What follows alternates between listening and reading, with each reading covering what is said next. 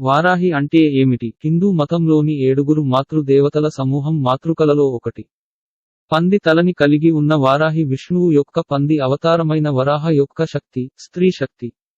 నేపాల్లో ఆమెను బరాహి అని పిలుస్తారు. రాజస్థాన్ మరియు గుజరాత్లలో ఆమె దండినిగా గౌరవించబడుతుంది. పంచామృతం అభిషేకం ఎలా చేయాలి? కారం. సప్తశృంగి పంచామృత అభిషేక పూజ పంచామృతాన్ని తయారు చేయడానికి పాలు, పెరుగు, తేనె, నెయ్యి మరియు పంచదార వంటి 5 ప్రధాన పదార్థాలు ఉపయోగించబడతాయి. ఇవన్నీ మిశ్రమంగా ఉన్నాయి. ప్రక్రియ అంతటా మంత్రాలు జపిస్తారు మరియు పూజ పూర్తయిన తర్వాత పంచామృతాన్ని ప్రసాదంగా పంపిణీ చేస్తారు. వరాహి కాండా దీపం. దృష్టి దోషాలు, శత్రు బాధలు తొలగి గృహ లాభం, భూ లాభం కలగాలంటే ఈ వారాహి దేవి మంత్రం తప్పక పఠించండి.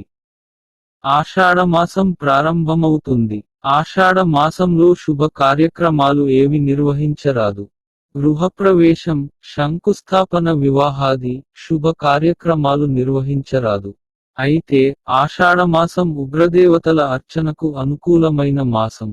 దుర్గాదేవిని, మహిషాసుర మర్దిని అమ్మవారిని, నరసింహస్వామిని, కాలభైరవుడిని ఈ మాసంలో పూజిస్తే జనాకర్షణ, ప్రజాకర్షణ పెరుగుతాయి.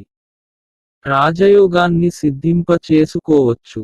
తొందరగా జీవితంలో మంచి అభివృద్ధిని సాధించవచ్చు. ఓం ఐం హ్రీం శ్రీం ఐం గ్లౌం ఐం నమో భగవతి వార్తాళి వార్తాళి వారాహి వారాహి వరాహముఖి వరాహముఖి అందే అందిని నమః రుందే రుందిని నమః జంబే జంబిని నమః మోహే మోహిని నమః స్తంభే స్తంభిని నమః సర్వదుష్ట ప్రదుష్టానాం సర్వేషాం సర్వవాక్సిద్ధసక్చుర్ ముఖగతి జిహ్వస్తంభనం కురు కురు శీఘ్రం వశ్యం కురు కురు ఐం గ్లౌం ఠహ ఠహ ఠహ ఠహ హుం అస్త్రాయ ఫట్ స్వాహ. ఓం ఐం హ్రీం శ్రీం ఐం గ్లౌం ఐం నమో భగవతి వార్తాళి వార్తాళి వారాహి వారాహి వరాహముఖి వరాహముఖి అందే అందిని నమః రుందే రుందిని నమః జంబే జంబిని నమః మోహే మోహిని నమః స్తంభే స్తంభిని నమః సర్వదుష్ట ప్రదుష్టానాం సర్వేషాం సర్వవాక్సిద్ధసక్చుర్ ముఖగతి జిహ్వస్తంభనం కురు కురు శీఘ్రం వశ్యం కురు కురు ఐం గ్లౌం ఠహ ఠహ ఠహ ఠహ హుం అస్త్రాయ ఫట్ స్వాహ.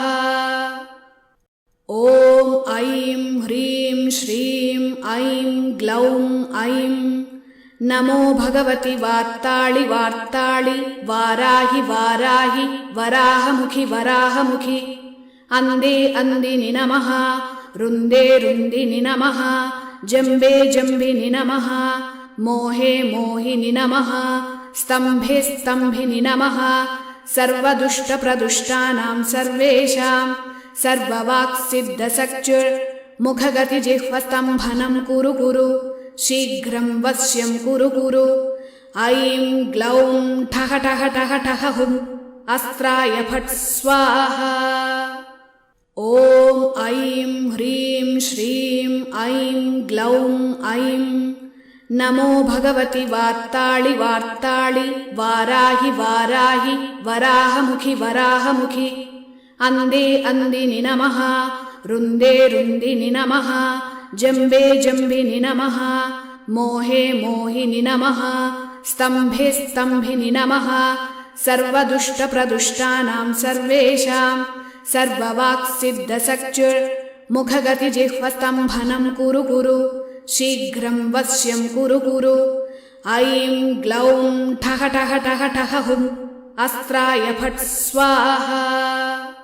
ఓం ఐం హ్రీం శ్రీం ఐం గ్లౌం ఐం నమో భగవతి వార్తాళి వార్తాళి వారాహి వారాహి వరాహముఖి వరాహముఖి అందే అందిని నమః రుందే రుందిని నమః జంబే జంబిని నమః మోహే మోహిని నమః స్తంభే స్తంభిని నమః సర్వదుష్ట ప్రదుష్టానాం సర్వేషాం సర్వవాక్సిద్ధసక్చుర్ मुखगतिजिह्वस्तम्भनं कुरु कुरु शीघ्रं वश्यं कुरु कुरु ऐं ग्लौं ठः ठः ठः ठः